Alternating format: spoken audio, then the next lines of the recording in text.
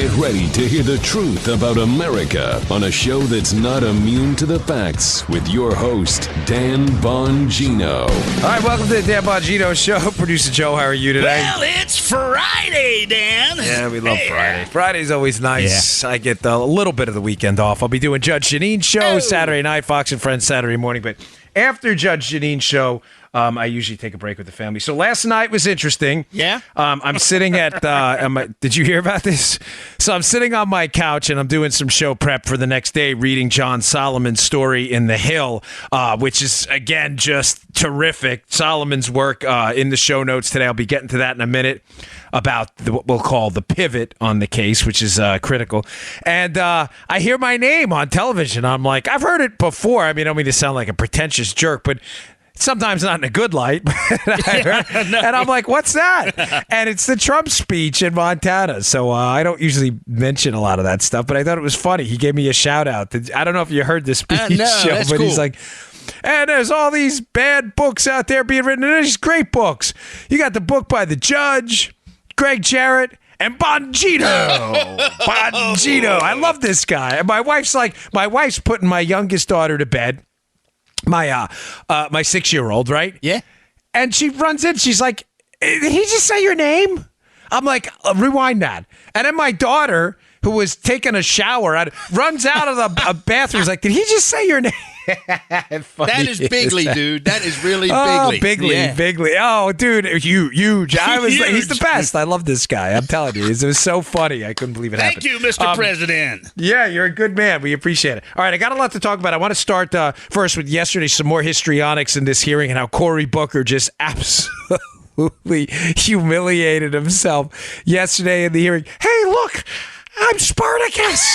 It reminds me of Clueless, the Alicia Silverstone movie from the 90s, as I said on my NRA TV show yesterday. And I'll cover it, get to that. When Alicia Silverstone can't get the name of the movie right, she's watching it with this guy, and she's like, and he brought over this movie Spartacus. That's who he was. I am Spartacus. I mean, what a joke.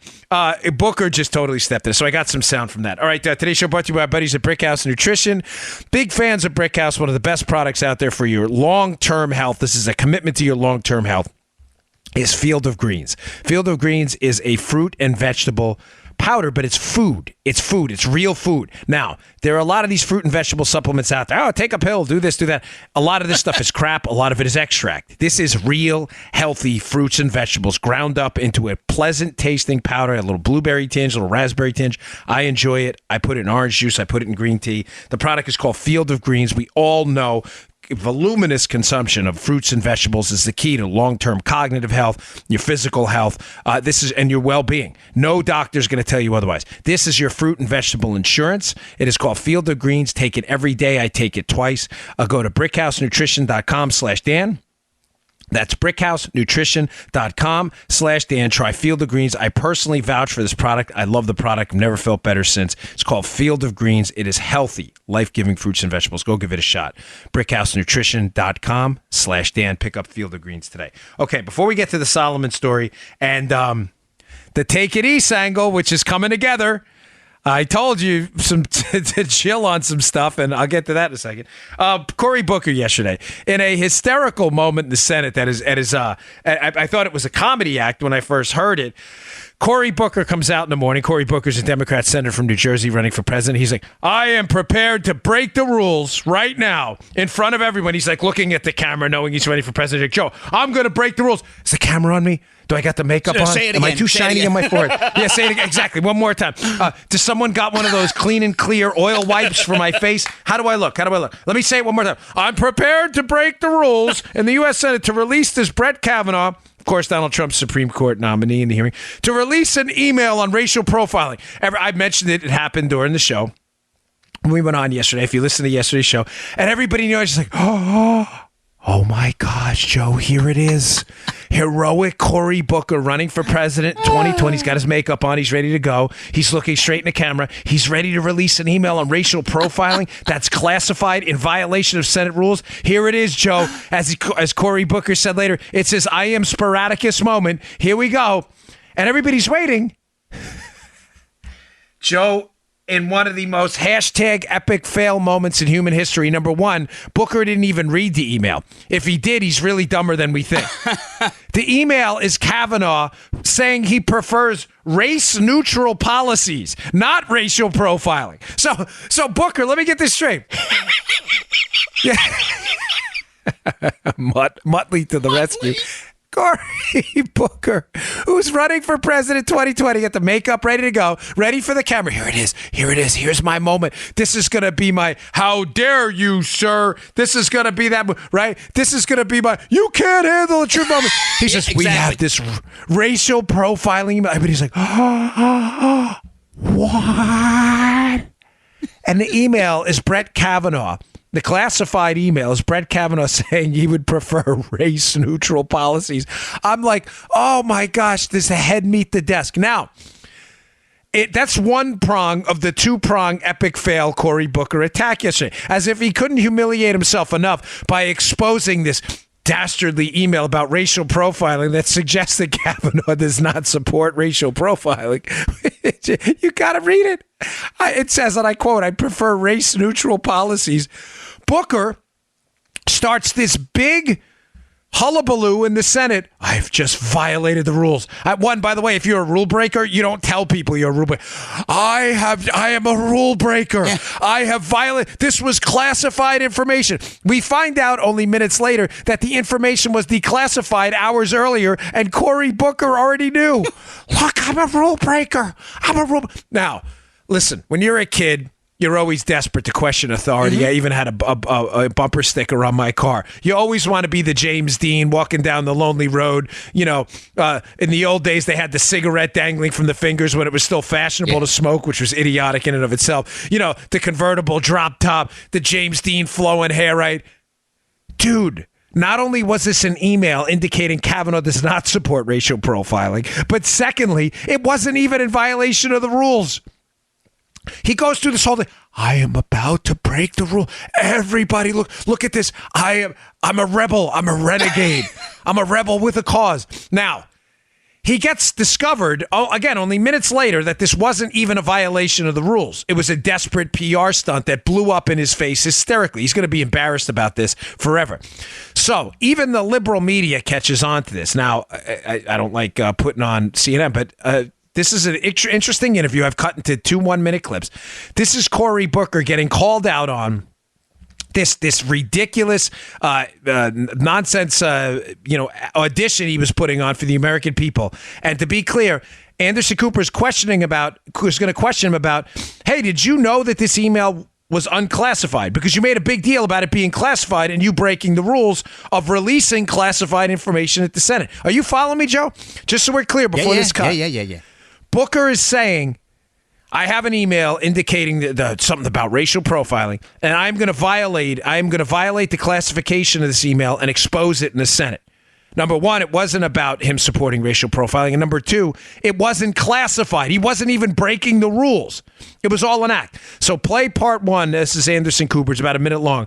Calling out Cory Booker, and he has no answer and listen to the desperation in his voice to sound like, I'm a renegade. James Dean, here I come. This morning you said you were going to break Senate rules so you could release documents pertaining to Kavanaugh. You said you were willing to risk expulsion from the Senate. To do that, now Republicans on the committee have said that the documents had already been approved for release before 4 a.m. this morning. Senator Cornyn basically accused you of a political stunt to bolster a possible run for the presidency. Was that just a stunt?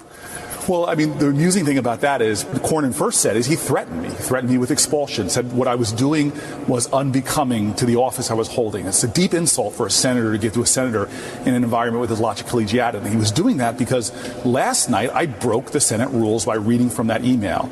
And then today, throughout the entire day, this is not just about one email. I've already released over 20 committee confidential documents in violation of what they say are the Senate rules, in which Cornyn said I should be expelled for.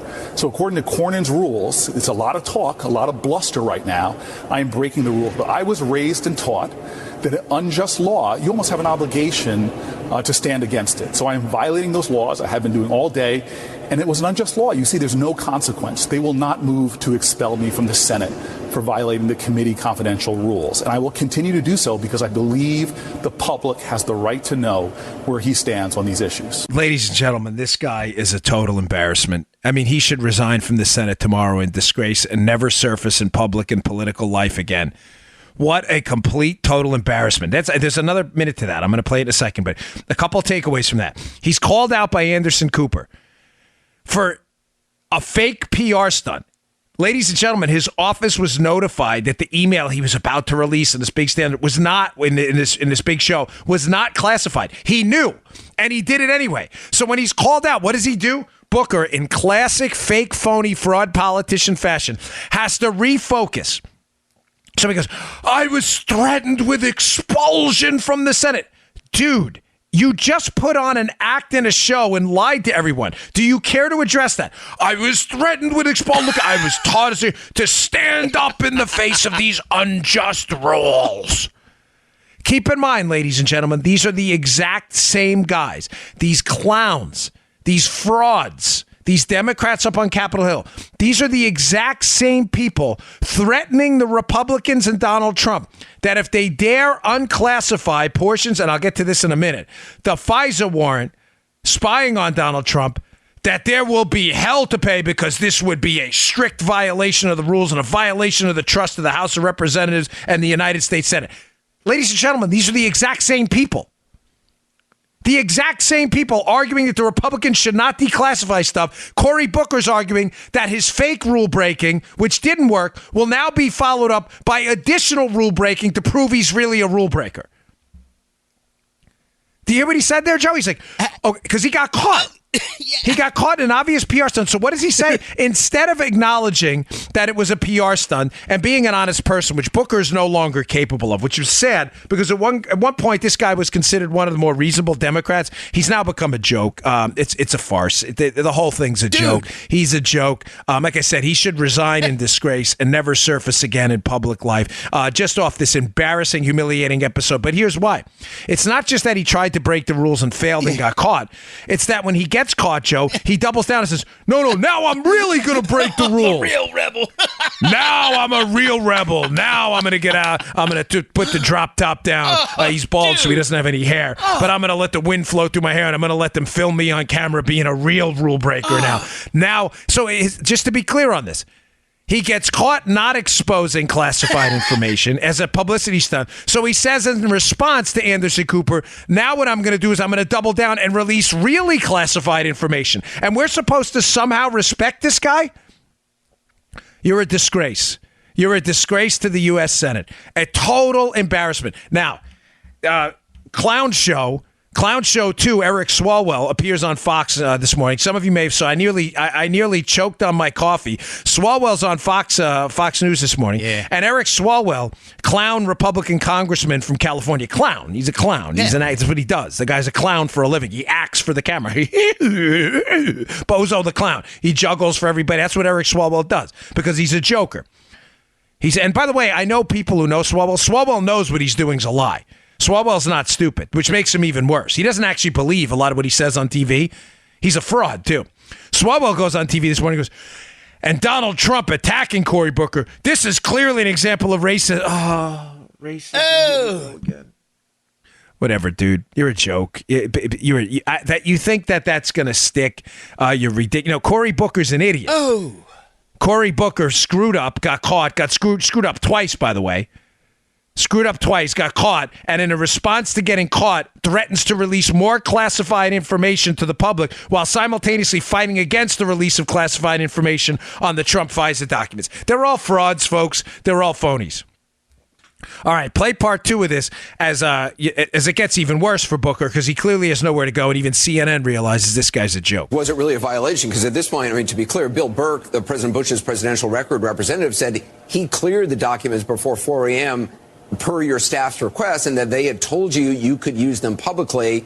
Grassley's office also confirmed you were told that the restrictions on the documents had been waived before you spoke today. So how do you square that with the idea that, with what you've said?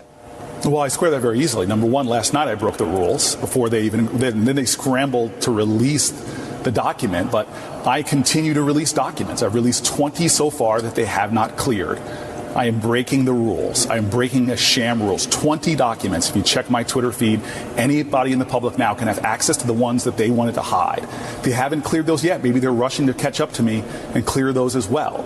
So here ones we you have a talked about process. today, though, earlier, had those been cleared, and did you know those had been cleared? Again, when I broke the committee rules last night, those documents had not been cleared. Folks, this is so pathetic.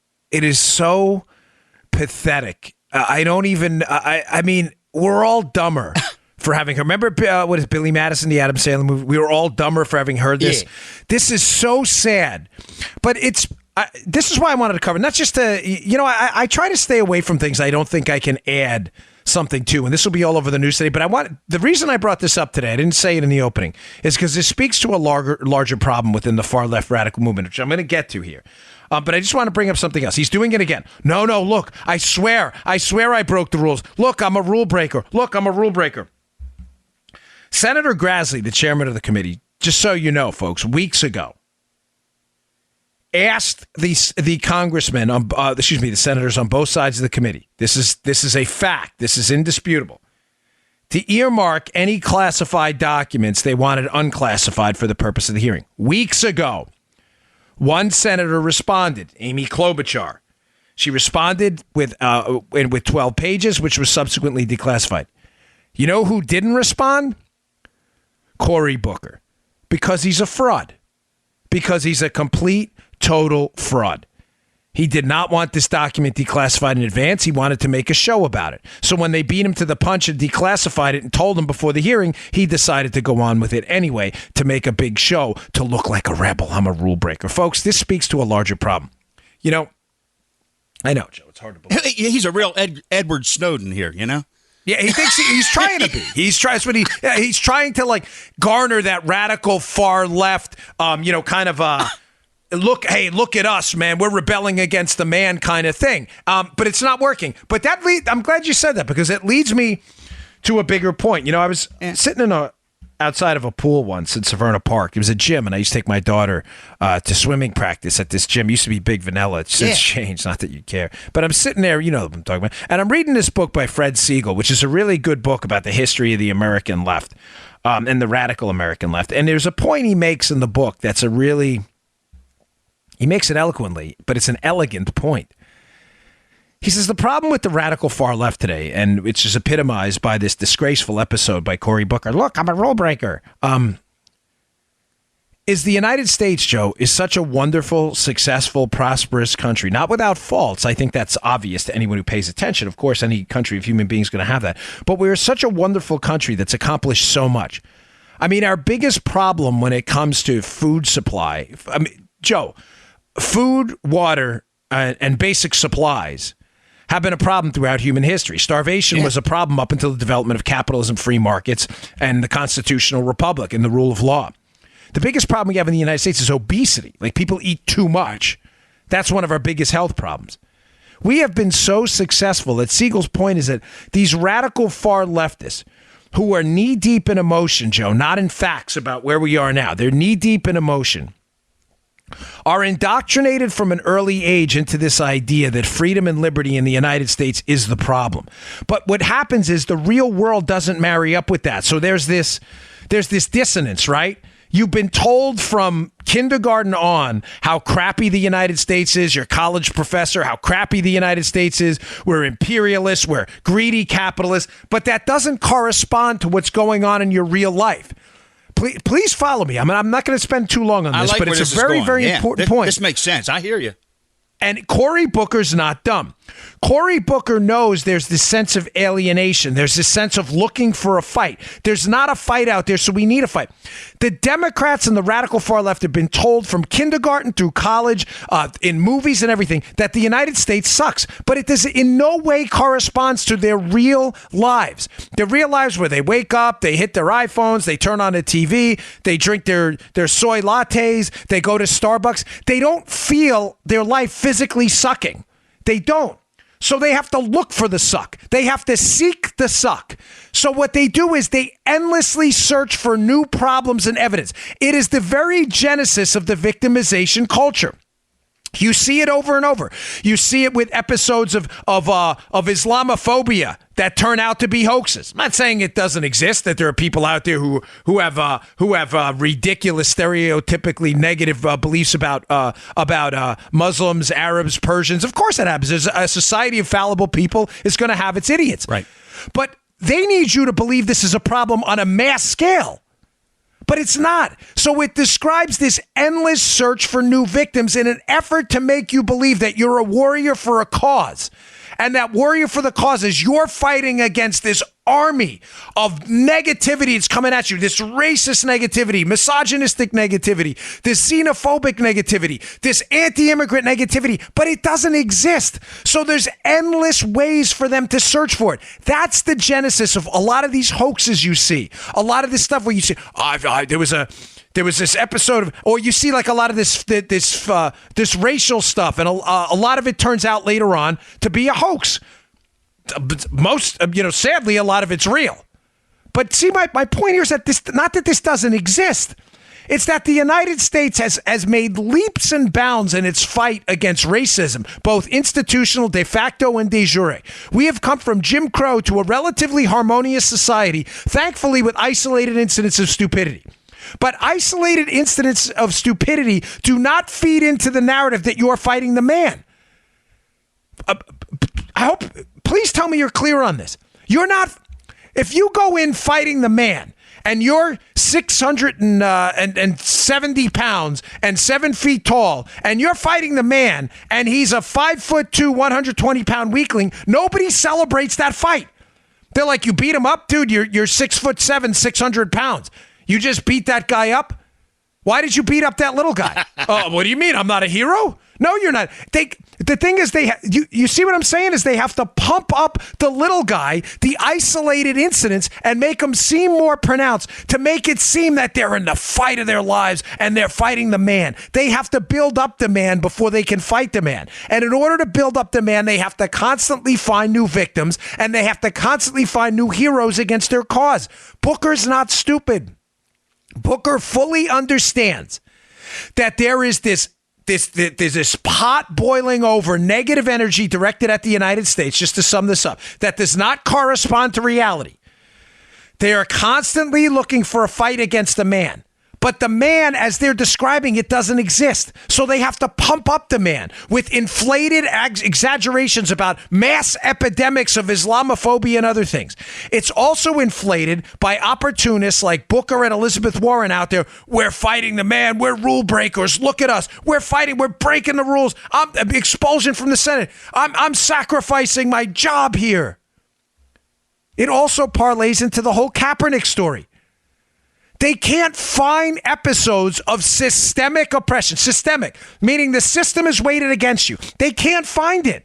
African-American unemployment's at historic lows. Hispanic unemployment at historic lows. Female unemployment levels at levels we haven't seen in 40, 50 years. They can't find it. So they have to make up sacrifices. Cory Booker's sacrificing on the Senate floor. What did he sacrifice? He didn't even break the rules. And then when he got caught, he decided, no, now I'm really going to break the rules. Knowing he knows nothing's going to happen to him. Because what did he have? He has idiots like Eric Swalwell who will immediately go on TV and say, hey, the release of classified information attacking that's racist because Cory Booker's black. What? Are you insane?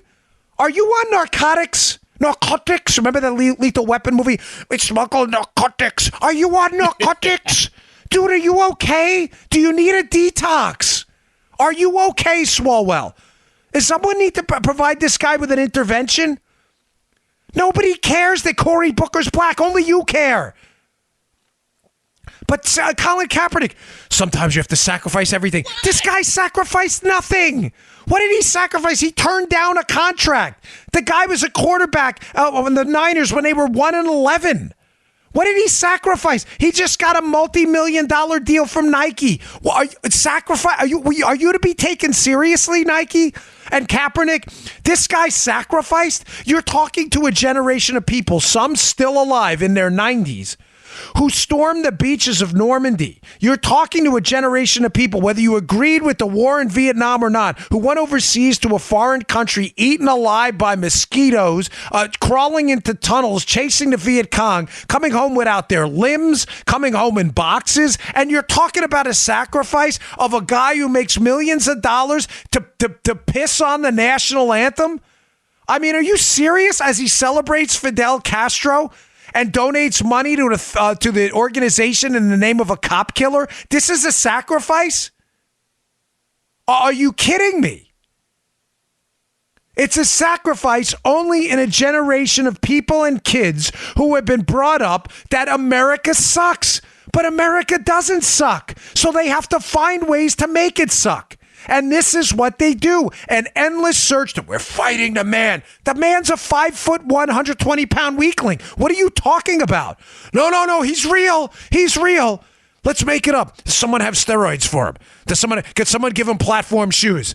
Give him stilts. Give him something. Make him look more impressive so we can kick his ass. This is embarrassing. But that's in Siegel's book. I'm sorry, but this is important. See, this is in Siegel's book. This is important. This is what he brings up, how this started in the 60s. This approach by elitists to constantly find new causes to make people believe America's hell on earth when it's not. Now, we've made significant, notable, fact-based progress since the 60s. It doesn't mean racism doesn't exist. It doesn't mean homophobia or Islamophobia or whatever you choose to call it doesn't exist. It means these problems, thankfully, in this wonderful country are isolated, and the scale of the response should be as such.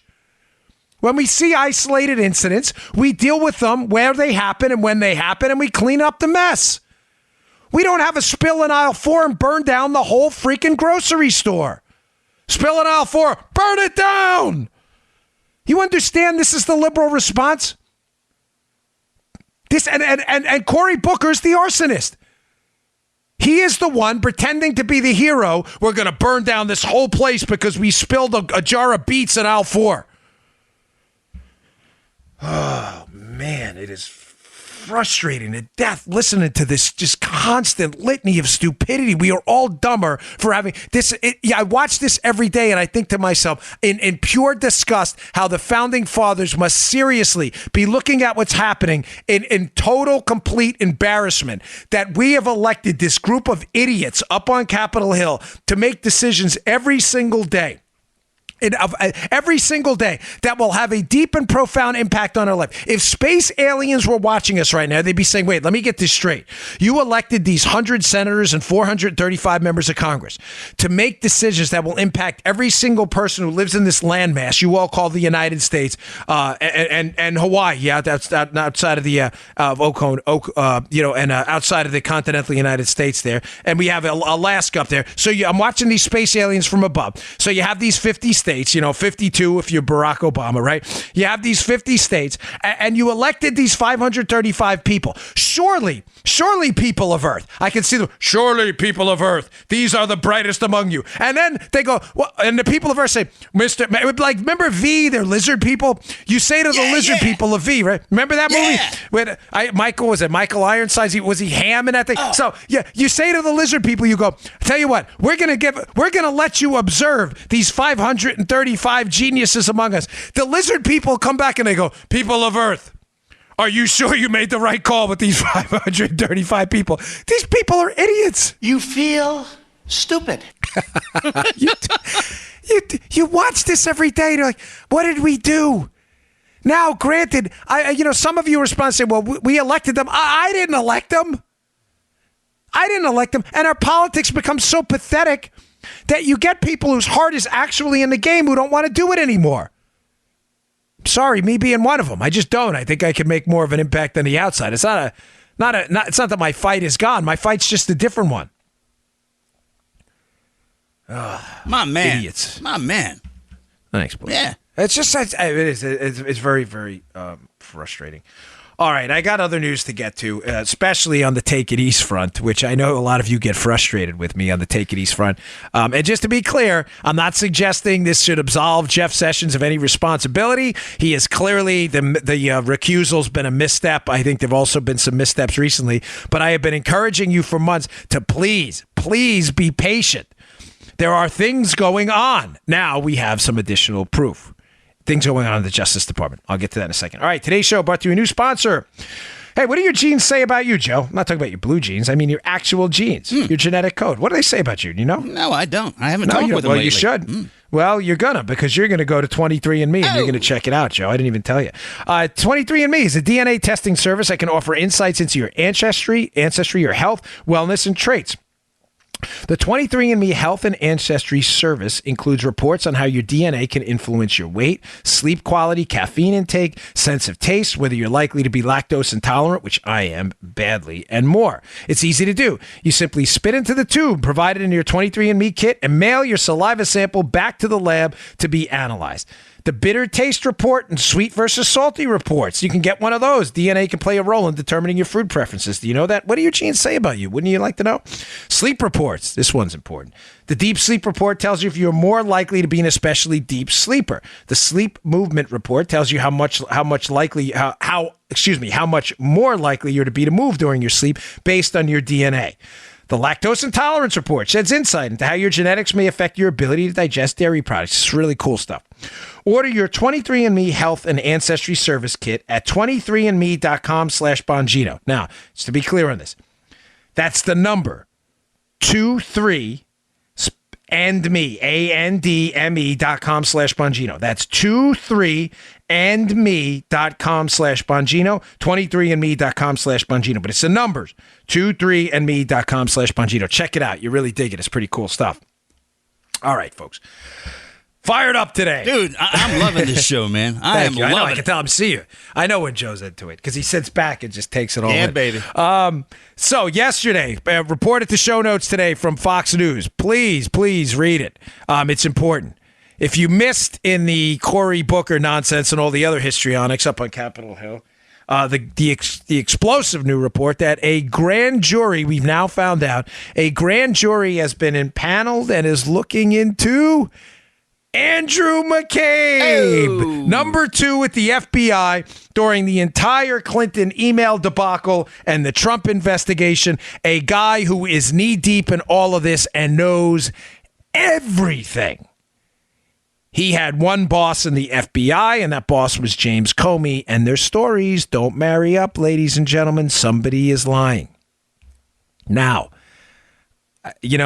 I've been taking a beating in my email from a lot of you, and I don't mind the feedback. I put my email out there for a reason. But I've been stating to you for a very long time that there are reliable people out there who have been indicating that we all need to kind of take a step back when it comes to the justice on this, on the Clinton email case. That was the whole genesis of the Take It East shirt, right? Take it easy. Now, again, I am not a Sessions apologist. I play the information as it comes to me and comes out by the day. But I'm not going to be naive about what's going on either. Ladies and gentlemen, the key part of this Washington Post story about this grand jury now investigating or issuing subpoenas and interviewing witnesses for Andrew McCabe is not a small story. Why? Let me give you a quote from the Washington Post. Federal prosecutors, Joe, have for months been using a grand jury to investigate McCabe. This is not new, ladies and gentlemen.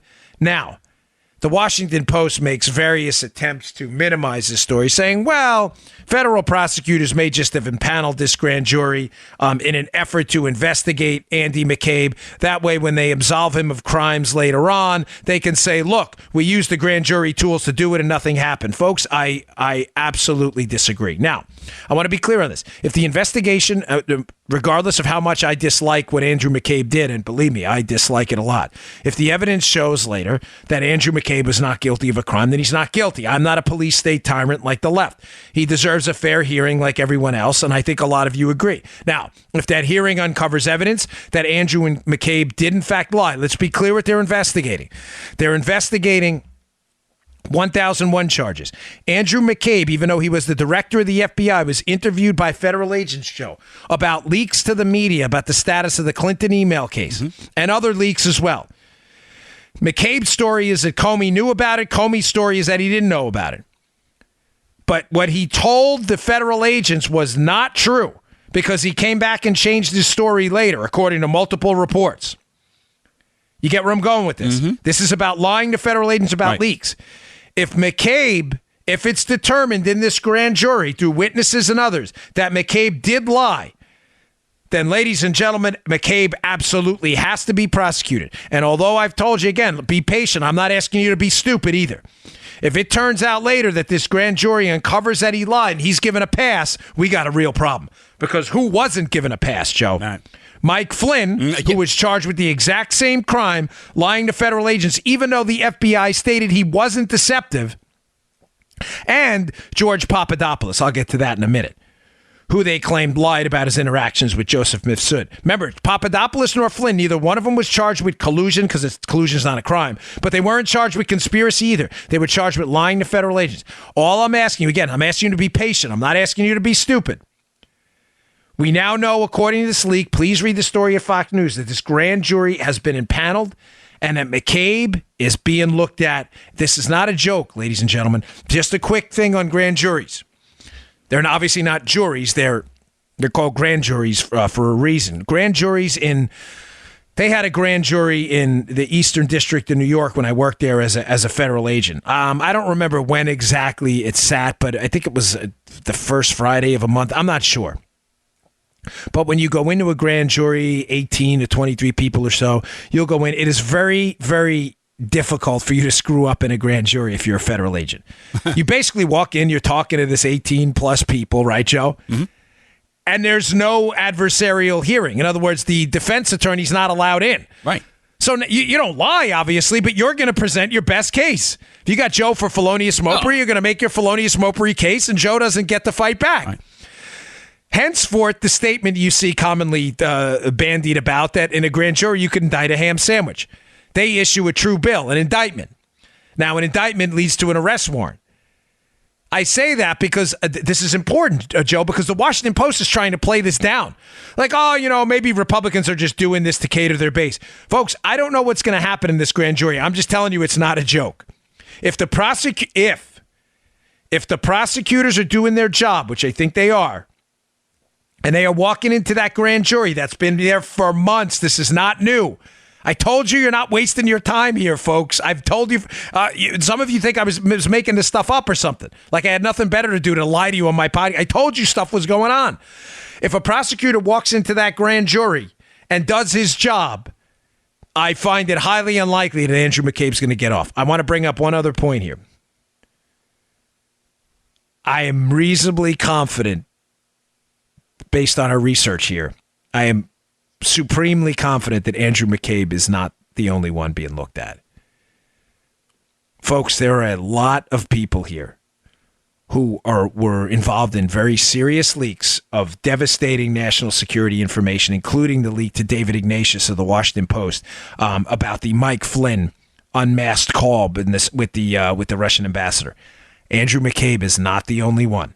So again, I'm not asking you to be stupid. I'm just asking you to be patient. Let's wait to see through this election. Let's wait for a couple. Let me give you an actual metric, because it would be unfair for me to ask you to be patient and not give you a timeline. Let's see what happens with McCabe. We now know that leak is out there. Let's see what happens when IG Horowitz issues his report on the Russia stuff and the Russia probe. Remember, that report's not out. You may say, well, Dan, didn't Horowitz already issue his report on the Clinton email stuff? They did not issue a full conclusive report on DOJ malfeasance and the swapping of one case for another. He even gave us some hints in his last report that when he couldn't, remember in Horowitz's last report, the Inspector General? This is very important. Yeah. He says in his last report, he could not eliminate bias as a reason for scrapping the Clinton email probe by the FBI and jumping right into the Trump investigation. Yeah, I believe that was a wink and a nod. That report has not been issued. And let's see what John Huber, the United States attorney assigned by Jeff Sessions to look into this whole thing. Remember, he's not the inspector general. He has the inspector general, Joe, does not have subpoena power. Right. The and the power to impanel grand juries. Huber does. Yeah. So let's see what Huber's got. If it fails after that and we get nothing out of it and people get off when they shouldn't have, then it's time for us to double down. But I don't want to engage in and get everybody riled up for nothing. I think there are things going on, so that's good news. Read the story in the show notes today. It's important. Okay, moving on. Another must read at the show notes today. Please go to Bongino.com. We sincerely appreciate you going there and checking this stuff out. Another story by John Solomon, which just knocks it out of the park, and it talks about the pivot. What's the pivot? I've insisted to you for weeks now that John Solomon, Joe, knows the whole story. He writes for The Hill. I have not spoken to John lately. I haven't seen him since, I think, CPAC. I have not in any way coordinated any of this with John. But John's pieces at The Hill, if you read them carefully and you understand this case like I do, and many of you do from listening to me, I share everything I have with you, even the stuff that was in my book. I released a little early. If you read it, there are clues in there, and he slowly leads you down a road. Now, last week, when we were talking about John Solomon's appearance on Hannity, I'd said to you that he was leading us down this path, Joe, that there was a major pivot in the operation to spy on Trump. Now, if you listen to episode 800, I described Plan A, Plan B, and Plan C. I'm going to tie this up for you in a second. Don't worry. I described to you Plan A, which is appearing more and more likely by the day, that NSA databases and queries into those databases were abused by people and contractors. We know this from disclosures by the Foreign Intelligence Surveillance Court, that NSA database queries were being abused, possibly for political reasons. Very simply, Plan A against Trump team, let's use the databases we have now. But those aren't supposed to be used for politics. Let's use them anyway. They got caught. Mike Rogers shuts it down. They move to Plan B. Plan B is the setup. When Rogers shuts down the use of these databases to be able to search for information about the Trump team that they can use for political purposes, they don't give up, Joe. They say, now we need a preliminary investigation to open up on the Trump team through the FBI. That's Plan B, and we're going to set this guy up. I believe Plan A within Plan B. Now, let's call it Plan B subsection 1, okay, just to make it simpler, right? Okay. So Plan A didn't work. They got shut down querying the databases, right? They moved to Plan B, the FBI setup. Plan B has a couple parts itself. A lot of this is in the book too, Sue, in case you're confused. Subsection 1. We've got this guy, Papadopoulos, right? He's a Trump foreign policy advisor. We know that because Trump said his name in a meeting with a media outlet. The media outlet, if the information got out, we know this guy, Papadopoulos. We think he's weak. We think we can nail him to the wall. By the way, Papadopoulos will be on Jake Tapper tonight. Papa D's going to be on Jake Tapper. We're all looking to see what he has to say there. First TV interview. Good job by Jake nailing that interview down. You should have come on here, Papadopoulos. We're the one who've been defending you. Come on, man. Seriously. Right, Joe? Yeah. We've only been defending this guy. He was set up for, 6 months now? Yeah. I love Jake, but you go on Tapper's show first. Come on, man. Come on this show. This is where the hard work's been done. So plan B, subsection 1 is let's set up Papadopoulos. Solomon's piece shows that there's a pivot at some point, Joe, that this Papadopoulos thing does not work out. Now, this is where it gets hairy. So just to be clear what we're talking about, Plan B is this setup. They're going to plant information out there about Russian emails and stuff. They're going to hope the Trump team scoops it up. And then they're going to hope that when the Trump team scoops it up, they talk to one of our spies about it so we can indicate that they're colluding. They go for Papadopoulos. But this is from the Solomon piece. At some point, they realize the Papadopoulos setup is a total dud. He meets with this Maltese professor, and something happens that doesn't go right there. Let me just read from this. This is really interesting. From the Solomon piece. The discovery is one of several key pieces of evidence emerging in recent weeks that explains how the FBI probe pivoted suddenly from looking at the conduct of Trump advisor George Papadopoulos to consuming a document now infamously known as the Steele dossier. So he's setting us up here. Keep in mind, he knows a lot more, Solomon, and you'll get more in the coming days. Solomon's saying now that they try to set up Papadopoulos. They're into plan B. It's not working. So they have to go to subsection 2, which is, hey, we got this British spy with a dossier. Let's use that. It goes on. The FBI formally opened the Trump campaign probe, codenamed Crossfire Hurricane, on July 31st, 2016, based on an Australian diplomat's claim that Papadopoulos, a young Trump campaign foreign policy aide, appeared to have prior knowledge that Russia had derogatory information it planned to release on Clinton. Agents feared Papadopoulos might be looking to create contacts in Moscow to gain access to that Clinton dirt. Again, subsection 1 of Plan B. Let's get Papadopoulos. Oh, listen to this. Oh, boy. Solomon's sources. But multiple sources tell me the FBI soon received information now considered highly classified that undercut the theory of the Papadopoulos case. Only what we've been saying for the last 6 months. One source described the evidence as, quote, indisputably exculpatory, while another said the information, quote, put the predicate used to start the case in reversal. He probably meant to say reverse. What? What?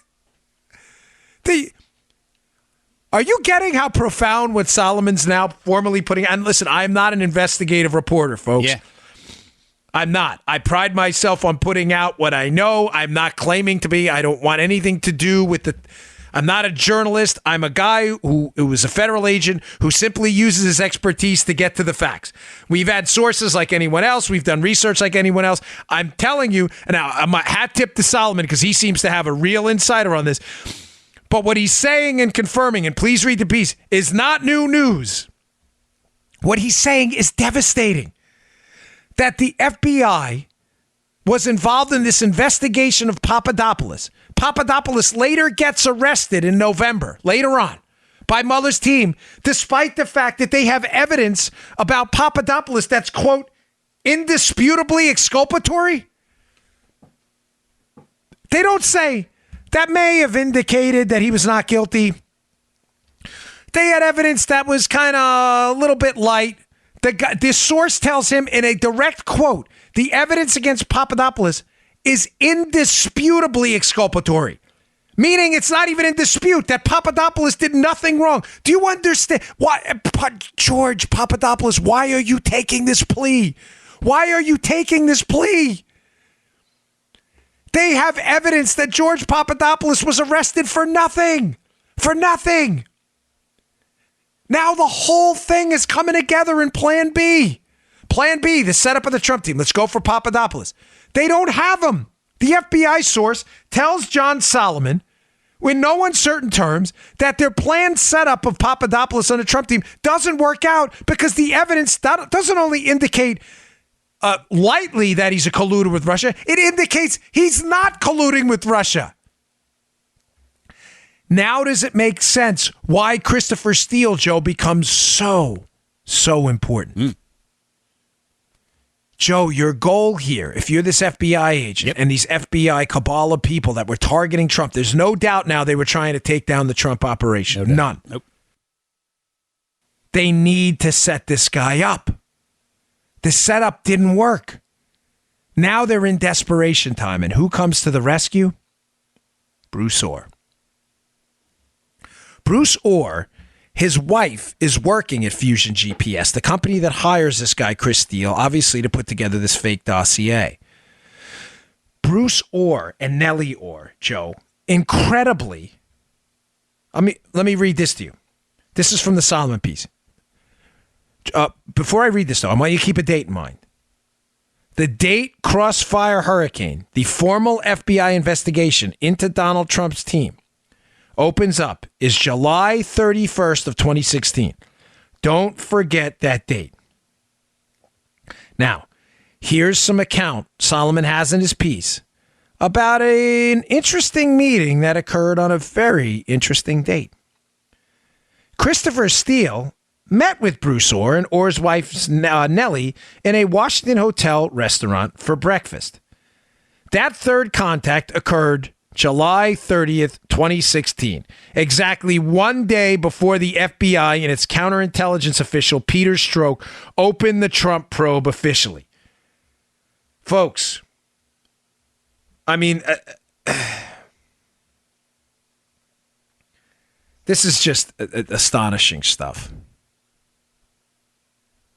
I mean, this is a scandal so disgusting and ugly and such a scar on our republic that you have to put horse blinders on to keep yourself from seeing what's going on. They try to set up Papadopoulos. It doesn't work. The evidence they have against him, it exonerates him. It doesn't convict him. Bruce Orr then fills in this hole. They need information. They still need to spy on Trump. They're going to try this FISA warrant now. They clearly didn't have enough with a FISA to get a FISA on Papadopoulos because, as the FBI source tells Solomon, the evidence they had exonerated Papadopoulos. Well, we got Bruce Orr. Bruce Orr's over at the DOJ. Well, is he involved in this Crossfire Hurricane case? No. But his wife works for Fusion.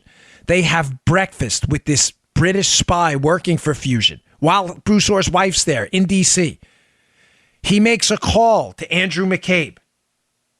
He calls McCabe, the number 2 at the FBI. I'm looking for one specific quote here.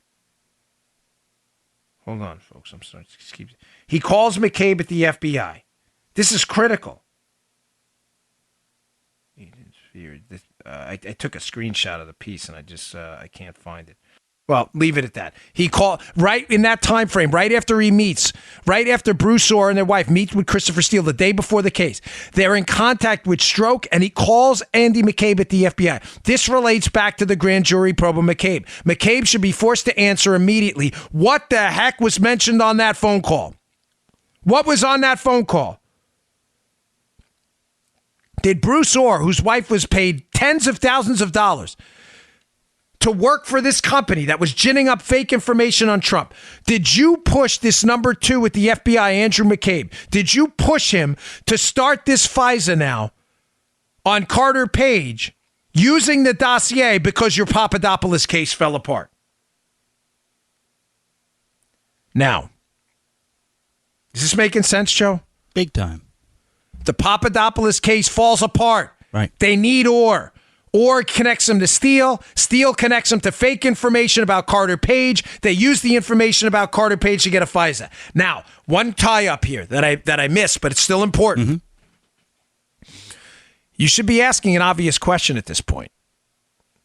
You should be saying to yourself, well, Dan, what's the exculpatory evidence, indisputably exculpatory evidence, that exonerates Papadopoulos? And if George Papadopoulos, if the information against Papadopoulos indicated indisputably, to quote the FBI source, that he was not guilty, how the heck did he get arrested? Folks, let me tie it together for you. The evidence against Papadopoulos at this point, the indisputably exculpatory evidence, is probably a source the FBI was working with at the time who knew full well what happened at that April meeting with Mifsud, the Maltese professor who told him about the Russian emails. But, by the way, Mifsud denies this. I can't say that enough. I'm giving you the FBI account. I'm now reasonably confident that the FBI had a source that knew full well what happened at that meeting. And in a debriefing of that source, Joe, what do you think they told the FBI?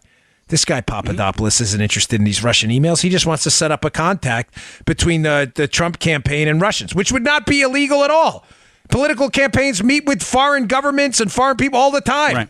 There's nothing illegal about it. Now, conspiring to overthrow an election would be an illegal activity. You see, Joe, please tell me you understand this because this is critical. We're good, brother. The The exculpatory evidence is most likely an FBI source who knew full well about the Papadopoulos meeting, who probably told the FBI, this guy doesn't give a crap about colluding with the Russians on an email thing. He's trying to get his name built up within the Trump campaign. He's trying to set up a meeting with the Trump team and some prominent people to do some chest puffery. Bye, Plan B. Goodbye. Bye.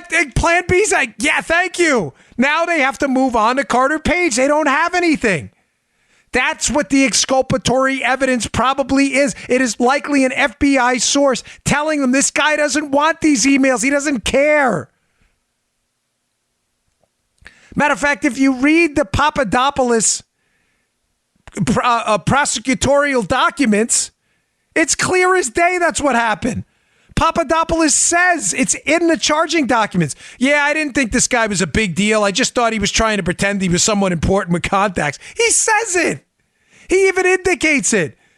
There was probably an FBI source already giving them information on that meeting. They knew this Papadopoulos case was crap, so why is he arrested? They interview him in 2017. By the way, they wait 6 months. 6 months to interview him. Now, Joe, they're still in Plan B. Mm-hmm. So Plan A, subsection 1, go after Papadopoulos. Mm-hmm. That doesn't work out. Mm-hmm. Papadopoulos is sidelined. Mm-hmm. Now, does a 6-month timeline make sense? Mm. They're like, scrap it. We have evidence that that's not what Papadopoulos is doing. Let's move on. Mm-hmm. They then go to Carter Page. Mm-hmm. To the FISA on Carter Page, which is in the Carter Page information, Joe, is in the dossier. The Carter Page and the dossier are one and the same when it comes to the scandal. The dossier is about Carter Page and Cohen. A lot of the other stuff is BS. The stuff that matters for the FBI malfeasance is that it's about Carter Page.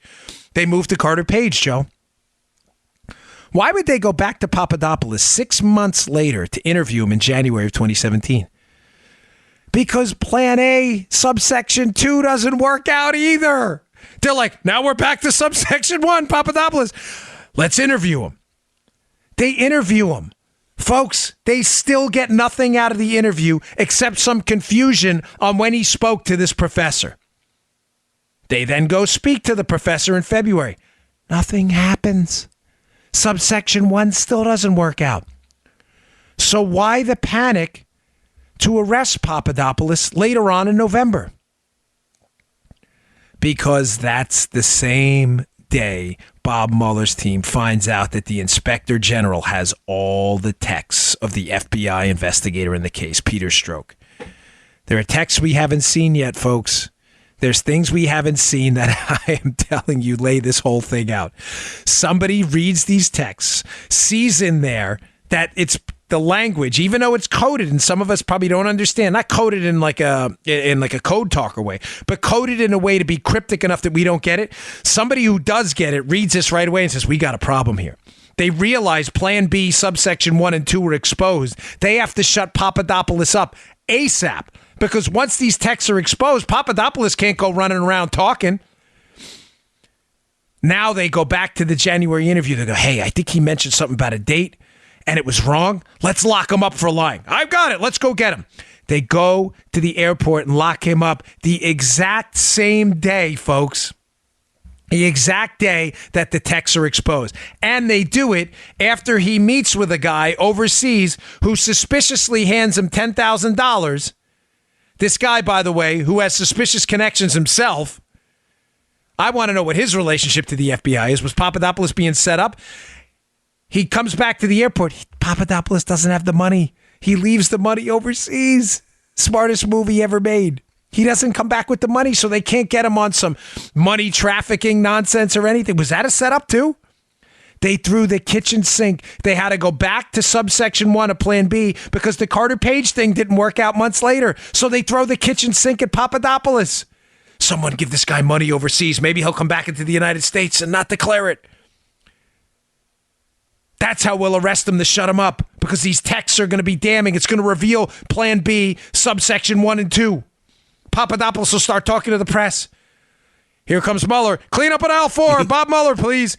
Paging Bob Mueller. Bob Mueller, the cleanup artist. That's what he does. Bob Mueller's not there to investigate Trump. He's there to clean up the mess. Mueller comes in, locks up Papadopoulos. threatens him with all kinds of nonsense, says, hey, Papa D, you better shut up. But Papa D's not going to shut up for long. He's on Jake Tapper's show tonight. Let's see what Papadopoulos has to say tonight. Now, one last thought on this, because I want to make sure you understand what's going on. Solomon leaves it again. When Solomon says, Joe, there's growing confidence that something's going to happen, what he's really saying is, here's what I know is going to be in my next piece next week, okay? He knows. I'm telling you, he knows the whole story. Final quote from him. There is now growing confidence that the FBI's sudden pivot from Papadopoulos to Steele was driven by several individuals, all with serious political baggage. Listen to this. Page and Strzok exchanged text messages about their desire to stop Trump from becoming president. Steele admitted he was desperate to keep Trump from the presidency. Orr's wife worked for the firm hired by Clinton to find dirt on Trump. And McCabe's wife was a Democratic candidate in Virginia whose campaign got hundreds of thousands of dollars of electioneering help from Clinton ally and former Virginia Governor Terry McAuliffe. Folks, you understand now why the grand jury impaneled to look into Andrew McCabe, who knows all of this, is so incredibly critical? Do you understand now why the FISA warrant, the fourth FISA warrant, the last one, after all of this has happened, that's why this is the most important one. Do you understand, Joe, now why that exposing that fourth FISA warrant is so critical? Because it's the last one. All of this stuff has already happened. The interview of Mifsud, the interview of Papadopoulos, the collapse of the Papadopoulos case, the interviews between Christopher Steele and Bruce Orr. This information should have been in the FISA. The information should have been in the FISA, or should have been disclosed to the judge. Hey, these people all have serious motivations to go after Donald Trump. Do you see now why getting Andy McCabe to flip is so important? Things are going on behind the scenes. Let me sum up one last thing. And by the way, when Solomon says there's growing confidence that this was entirely a political hit job, based on that's coming. Absolutely coming. If you will listen to Mark Meadows and Jim Jordan, who are deeply read in on what's going on, they've been hinting at something too. It's because they've seen a lot of this.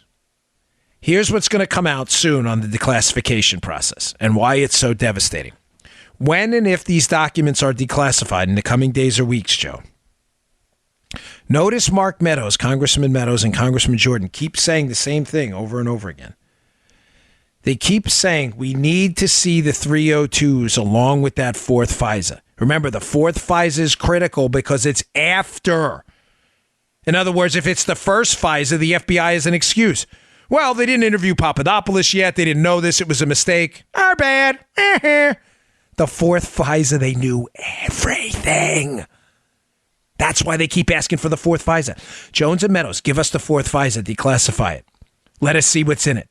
Or, pun intended, let's see what's not in it.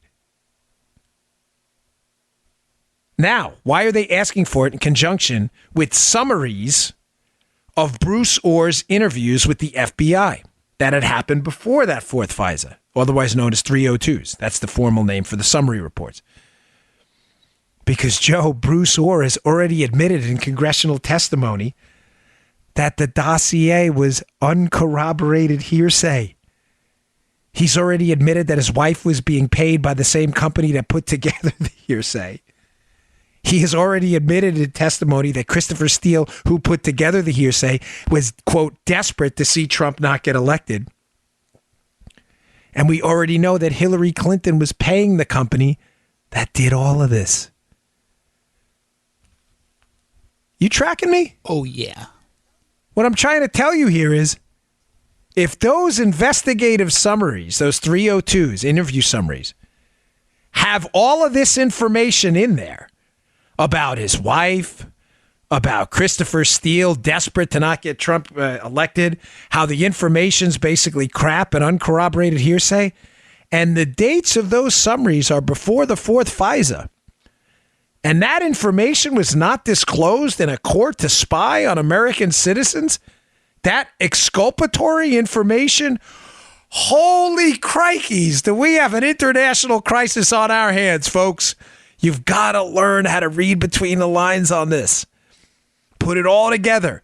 There's a reason Meadows, Jordan, Devin Nunes have been asking for months to declassify simultaneously the FBI summaries of their interviews with Bruce Orr and the FISA warrant that happened afterwards. Because if the information in those 302s does not correspond to that FISA warrant, ladies and gentlemen, we got a really, really big problem on our hands. Now, I know some of you are going to email me. Nothing's going to happen. It's happening. Why do you think there's a grand jury looking at McCabe?